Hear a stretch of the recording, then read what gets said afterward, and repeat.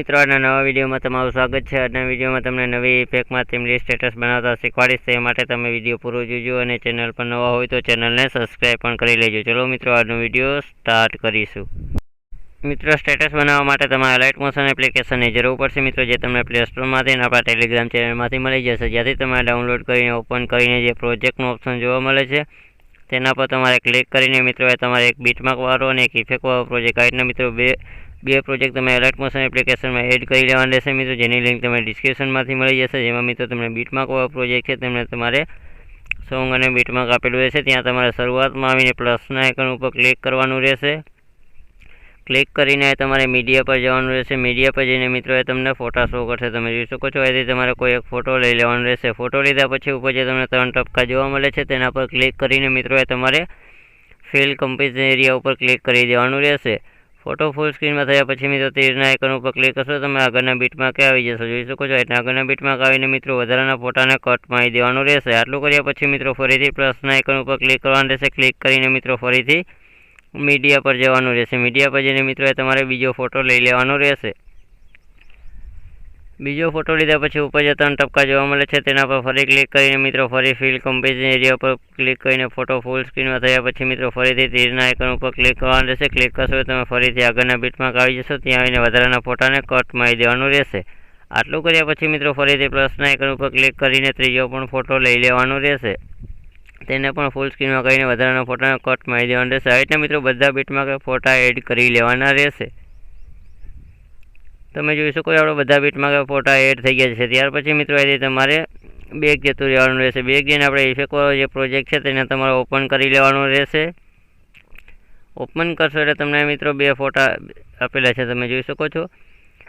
જેમાંનો મિત્રો તમને પહેલા નંબરનો ફોટો જોવા મળે છે, તમને જે બીજા નંબરનો ફોટો જોવા મળે છે તે ફોટા પર તમારે ક્લિક કરવાનું રહેશે। ક્લિક કરીને તમારે ઇફેક્ટવાળા ઓપ્શન પર જવાનું રહેશે, ત્યાં જઈને તમને ડાબી તરફ 3 ટપકા જોવા મળે છે તેના પર ક્લિક કરીને મિત્રો તમારે કોપી ઇફેક્ટ કરી લેવાની રહેશે।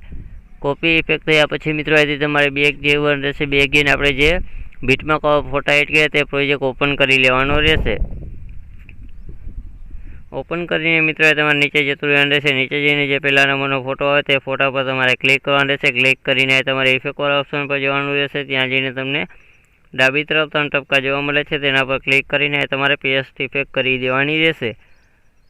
પેસ્ટ ઇફેક્ટ કરશો તમે જોઈ શકો એટલે તમારે ઇફેક્ટ લાગી જશે તમારા ફોટામાં। પછીના મિત્રો જે 2 ફોટા નાના આવે છે તે 2 ફોટા છોડી દેવાના રહેશે। 2 ફોટા છોડીને મિત્રો ફરીથી એક ફોટો મોટો આવે છે તે ફોટા પર તમારે ક્લિક કરીને તમારે ઇફેક્ટવાળા ઓપ્શન પર જવાનું રહેશે, તેના પર ક્લિક કરીને મિત્રો તમારે 3 ટપકા જોવા મળે છે તેના પર ક્લિક કરશો તમારે પેસ્ટ ઇફેક્ટ કરી દેવાની રહેશે। આવી રીતના મિત્રો તમારે બીજા ફોટા ઉપર ઇફેક્ટ લાગી જશે। બીજા ફોટા ઉપર ઇફેક્ટ લાગ્યા પછી મિત્રો ફરીથી 2 ફોટા નાના આવે છે તેને છોડી દેવાના રહેશે। 2 ફોટા નાના છોડીને મિત્રો ફરીથી એક ફોટો મોટો આવે છે તે ફોટા પર ક્લિક કરવાનું રહેશે। ઇફેક્ટ પર જઈને પેસ્ટ ઇફેક્ટ કરી દેવાની રહેશે।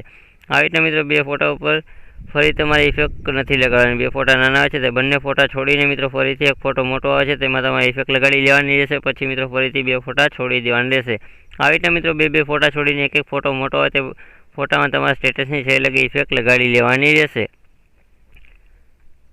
તમે જોઈ શકો છો આપણે એક ફોટો મોટો ફોટો છે તેમાં ઇફેક્ટ લગાડી દીધી છે। પછી મિત્રો તમારે બેક જઈને ઇફેક્ટવાળો જે પ્રોજેક્ટ છે તેને તમારે ઓપન કરી લેવાનો રહેશે। ઓપન કરીને મિત્રો જે તમને પહેલા નંબરનો ફોટો જોવા મળે છે તે ફોટા પર તમારે ક્લિક કરવાનું રહેશે। ક્લિક કરીને તમારે ઇફેક્ટવાળા ઓપ્શન પર જવાનું રહેશે, ત્યાં જઈને તમને ડાબી તરફ 3 ટપકા જોવા મળે છે તેના પર ક્લિક કરીને તમારે કોપી ઇફેક્ટ કરી લેવાની રહેશે।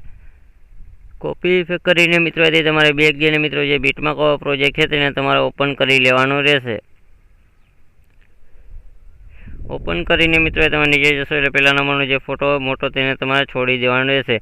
તેને છોડીને મિત્રો ફરીથી જે તેની બાજુનો એક ફોટો નાનો આવે છે તે ફોટા પર ક્લિક કરીને તમારે ઇફેક્ટવાળા ઓપ્શન પર જવાનું રહેશે, ત્યાં જઈને તમને ડાબી તરફ 3 ટપકા જોવા મળે છે તેના પર ક્લિક કરીને તમારે પેસ્ટ ઇફેક્ટ કરી દેવાની રહેશે।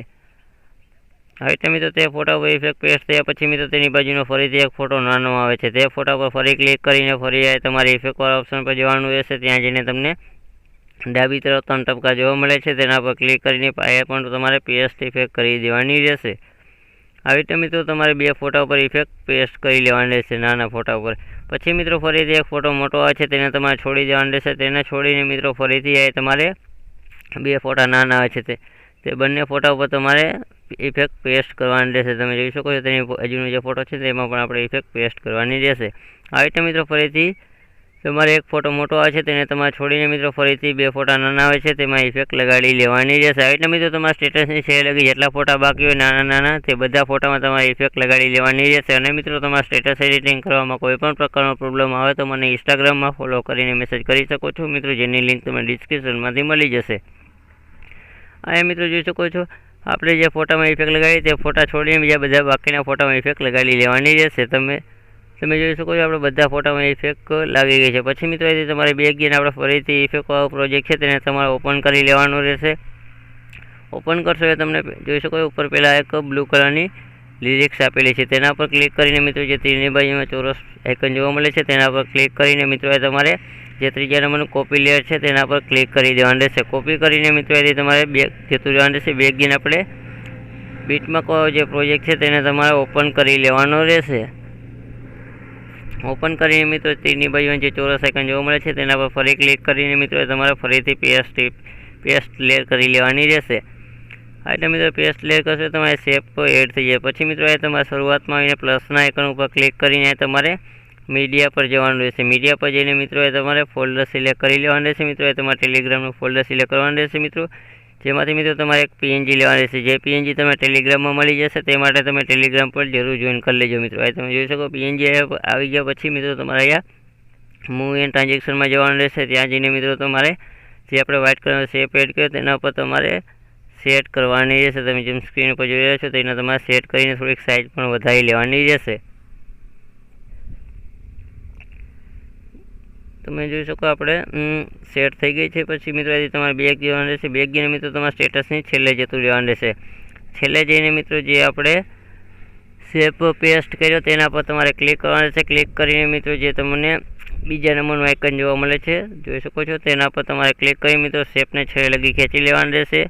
ત્યાર પછી મિત્રો ઉપર જે પીએનજી આવે છે તે પીએનજી ઉપર તમારે ક્લિક કરી મિત્રો જે પીએનજીને પણ તમારે છેલ્લે લગી ખેંચી લેવાની રહેશે.